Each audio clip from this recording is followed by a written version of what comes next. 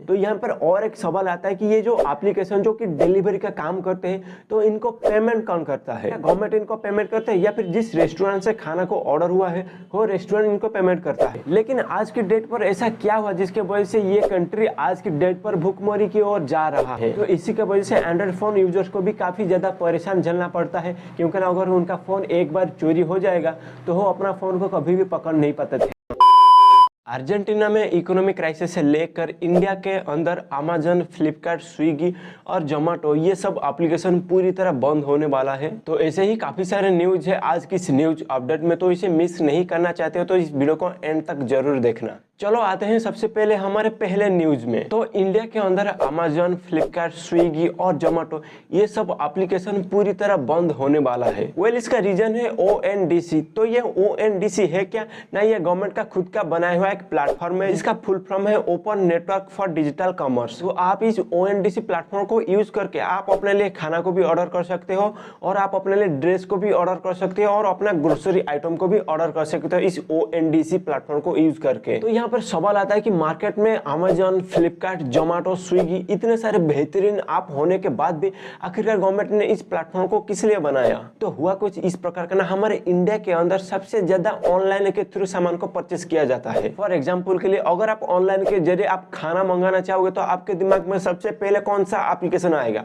Obviously Swiggy या फिर जोमेटो ही आएगा। तो यहाँ पे अगर हम स्विगी के मंथली यूजर्स की अगर बात करेंगे, यानी कि स्विगी से कितने लोग एक महीना में खाना को ऑर्डर करते हैं, तो ये डाटा कुछ 20 मिलियन निकलता है। आप यकीन नहीं कर पाओगे कि एक महीना के अंदर स्विगी से 20 मिलियन लोग खाना को ऑर्डर कर रहे हैं। उसके बाद जोमेटो में भी इससे भी ज्यादा, यानी कि 32 मिलियन लोग जोमेटो से एक महीना के अंदर खाना को परचेस करते हैं। लेकिन आपने कभी अगर गौर किए होंगे तो इस एप्लीकेशन के अंदर जितने भी सारे खाना का प्राइसेस लिखा जाता है वो एक नॉर्मल रेस्टोरेंट के मुकाबले करीब 20 से 30% ज्यादा कॉस्टली रहता है। तो आप अगर यहाँ पर जानना चाहते हो कि आखिरकार इस एप्लीकेशन के अंदर जो प्राइसेस लिखा जाता है वो इतना ज्यादा किस लिए होता है, तो सबसे पहले आपको पता होना चाहिए कि आखिरकार ये एप्लीकेशन कैसे काम करते हैं। फॉर एग्जाम्पल के लिए ना, मान लीजिए कि आप स्विगी से खाना को ऑर्डर करना चाहते हो, तो सबसे पहले आप इस एप्लीकेशन को ओपन करके रेस्टोरेंट में जाके ये चेक करते हो कि आखिरकार आपका खाना अवेलेबल है या फिर नहीं है। अगर है तो वहां पर से आप फौरन ऑर्डर कर देते हो, अगर नहीं है तो आप दूसरा रेस्टोरेंट में जाके चेक करते हो। तो यहाँ पर अगर आप गौर किए होंगे तो आपके आसपास के रेस्टोरेंट का नाम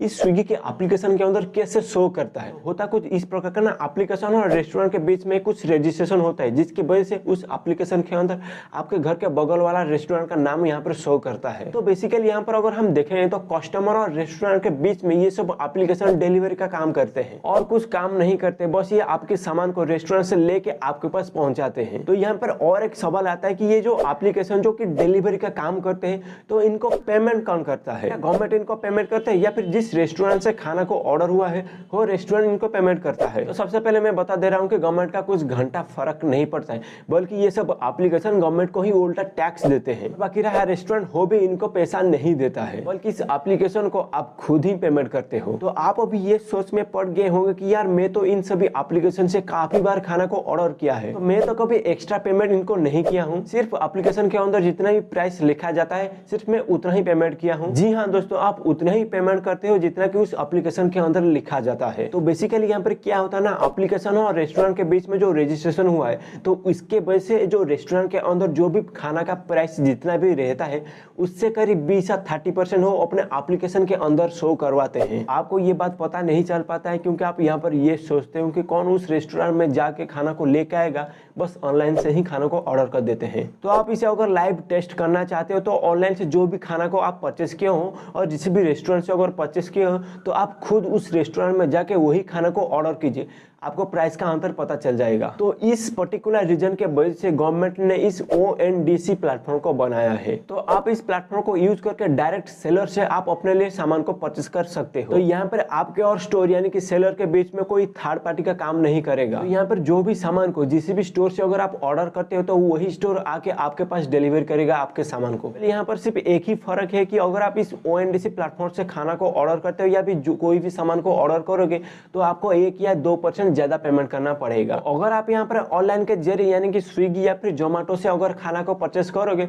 तो यहाँ पर आपको 20 या 30% ज्यादा पेमेंट करना पड़ता था। लेकिन अगर आप इस ONDC प्लेटफॉर्म से खाना को ऑर्डर करोगे तो आपको यहाँ पर ना के बराबर एक्स्ट्रा पेमेंट करना पड़ेगा। तो इसके वजह से एक प्रेडिक्शन को भी निकाला गया है कि अगले 5 साल के बाद इसका यूजर करीब 90 करोड़ हो जाएंगे और करीब 12 लाख सेलर्स यानी कि स्टोर को अपने नेटवर्क के अंदर भी ला चुका होगा। तो इस रीजन के वजह से कहा जा रहा है कि आने वाला टाइम पर अमेजॉन, फ्लिपकार्ट, जोमेटो या फिर स्विगी ये सब एप्लीकेशन हमारे इंडिया के अंदर पूरी तरह बंद हो सकता है। आज की डेट पर दिल्ली, मुंबई, हैदराबाद, कोलकाता इन सभी जगह में इस ONDC प्लेटफॉर्म को ज्यादा से ज्यादा यूज किया जा रहा है। तो यहाँ पर सवाल आता है कि आप कैसे इस प्लेटफॉर्म को यूज कर पाओगे। तो अगर आपके पास पेटीएम, मेसो, स्पाइसी मनी या फिर मैजिक पिन इन सभी अगर एप्लीकेशन है, उसमें जाके सिर्फ आपको सर्च बार में जाके सिर्फ ONDC सर्च कर देना है। देन उसके बाद आपको आराम से पता चल जाएगा कि कैसे सामान को परचेस करना है। ठीक है, जल्दी से जाके आप इस ONDC प्लेटफॉर्म को यूज कीजिए और कितने दिनों के बाद आपका ऑर्डर आपके पास पहुंचता है मुझे ये भी कमेंट में जरूर बताना। तो आगे बढ़ते हैं अर्जेंटीना के ऊपर। आज की डेट पर अर्जेंटीना को एक भिखारियों का देश का टैग दे दिया गया है। तो आप अगर गूगल में जाके कंट्री ऑफ बेगर सर्च कर दोगे तो आपको यहाँ पर सबसे पहले अर्जेंटीना का नाम दिखाई देगा। तो सवाल आता है कि आखिरकार ऐसा क्या हुआ जिसके वजह से अर्जेंटीना को आज की डेट पर भिखारियों का देश कहा जा रहा है। वह कुछ इस प्रकार का ना, आज की डेट पर अर्जेंटीना का जो महंगाई का परसेंटेज है वो करीब 104% तक बढ़ चुका है। तो जहाँ पे इंडिया की बात करेंगे तो यानी कि हमारे यहाँ पर महंगाई करीब 4.70% तक है। तो आप इससे सोच सकते हैं कि अर्जेंटीना के अंदर सभी चीजों का प्राइस कितना ज्यादा कॉस्टली होगा। और ये भी कहा जा रहा है कि ये जो 104% ये स्टेबल नहीं है बल्कि ये और भी बढ़ सकता है। और इस बढ़ते हुए महंगाई को देखकर एक प्रेडिक्शन को भी निकाला गया है कि इस साल के एंड तक करीब 130% तक महंगाई वहां पर बढ़ सकता है। तो एक टाइम था यानी कि 1900 की अगर बात करेंगे तो अर्जेंटीना इस दुनिया का सबसे ज्यादा अमीर देश कहा जाता था, क्योंकि ना इस कंट्री में सबसे ज्यादा अमीर लोग रहते थे। लेकिन आज की डेट पर ऐसा क्या हुआ जिसके वजह से ये कंट्री आज की डेट पर भुखमरी की ओर जा रहा है। तो इसका रीजन की अगर बात करेंगे तो अर्जेंटीना वहां पर अपने लोगों को फ्री वीज देना शुरू कर दिया था। आपको तो पता होगा कि श्रीलंका जैसे अपने लोगों को फ्री वीज दे दिया था। सरकार देश की पैसा को लोगों में फ्री में बांट दिए थे, यानी कि फ्री में पानी दे दिए, फ्री में इलेक्ट्रिसिटी भी दे दिए और भी बहुत सारा सामान जो कि लोगों के अंदर फ्री में दे दिए, जिसके वजह से श्रीलंका देश का जो ट्रेजरी है वो पूरी तरह डाउन हो गया। तो वैसा ही वहां पर अर्जेंटीना भी अपने लोगों को फ्री में सामान दे दिए थे, जिसके वजह से आज अर्जेंटीना श्रीलंका की जैसा दिखाई दे रहा है। यहाँ पर सवाल आता है कि आखिरकार लोगों को फ्री में किस लिए दे देते हैं। तो इसका रीजन है कि वहां पर पॉलिटिशियन ज्यादा से ज्यादा वोट पाने के लिए लोगों को ये बोलते हैं कि मैं सब कुछ फ्री में आपको दे दूंगा। अगर एक सरकार यहाँ पर आके बोले कि मैं फ्री में आपको सब कुछ दे दूंगा तो आपको क्या लगता है वो लोग उस सरकार को वोट नहीं देंगे? ऑब्वियसली देंगे। तो यहाँ पर पॉलिटिशियन ज्यादा वोट पाने के चक्कर में जो देश का पैसा है वो लोगों के अंदर फ्री में बांट देते हैं। वेल, इसके वजह से देश में फौरन इम्पैक्ट नहीं पड़ता है बल्कि लॉन्ग टर्म जाके ही इम्पैक्ट पड़ता है, क्योंकि ना जब तक देश में पैसा है हो तब तक के लिए लोगों को फ्री में सामान देते रहेंगे, लेकिन जब देश का पैसा खत्म हो जाएगा तब जाके वहां पर इम्पैक्ट पड़ेगा, जो कि आज की डेट पर अर्जेंटीना में देखने को मिल रहा है। और उसके बाद दूसरा रीजन ये है कि पिछले साल अर्जेंटीना में सूखा पड़ गया था, जिसके वजह से अर्जेंटीना अपने देश में मक्का,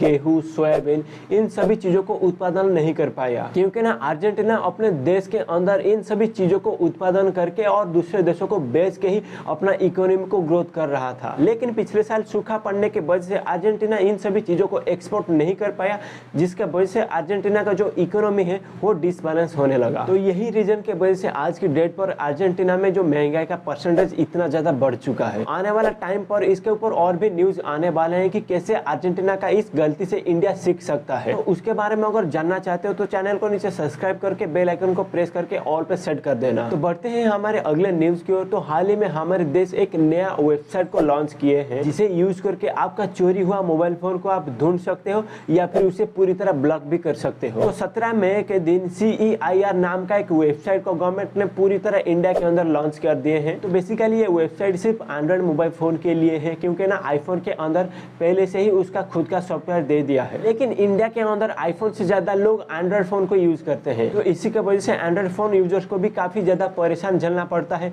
क्योंकि अगर उनका फोन एक बार चोरी हो जाएगा तो वो अपना फोन को कभी भी पकड़ नहीं पाते थे। इस प्रॉब्लम को दूर करने के लिए हमारी सरकार इस वेबसाइट को लॉन्च किए हैं। यहाँ पर सवाल आता है कि आखिरकार कैसे इस वेबसाइट को यूज करके आपका चोरी हुआ मोबाइल फोन को कैसे ढूंढा जा सकता है। है। सबसे पहले आपके पास आपके मोबाइल फोन का IMEI नंबर होना चाहिए। अगर आपके पास अपने फोन का IMEI नंबर नहीं है तो कॉल में जाकर *#06# कॉल कर देना, आपको अपने फ़ोन का IMEI नंबर मिल जाएगा। इस नंबर को पहले से ही अपने घर के मोबाइल फ़ोन में ही सेव करके रख दीजिए, क्योंकि अगर आपका फ़ोन चोरी हो जाएगा, अगर आपके पास अपना मोबाइल फ़ोन का IMEI नंबर नहीं है तो आप अपने फ़ोन को कभी भी ढूंढ नहीं पाओगे। तो आपका फ़ोन अगर चोरी हो जाता है तो सबसे पहले आप अपने फ़ोन का जो IMEI नंबर है उसे लेके इस वेबसाइट के अंदर यानी कि CEIR वेबसाइट के अंदर में जाके सबसे पहले आपको रजिस्टर करना पड़ेगा। देन उसके बाद ये वेबसाइट आपको बता देगा कि आपका फ़ोन किस लोकेशन में है। देन उसके बाद अगर आप उस लोकेशन में जा सकते हो तो आप जाके अपने फ़ोन को ले लेना है। अगर आप उस लोकेशन के पास नहीं पहुंच सकते हो तो वहाँ पर आपको एक ब्लॉक का ऑप्शन भी दे देगा,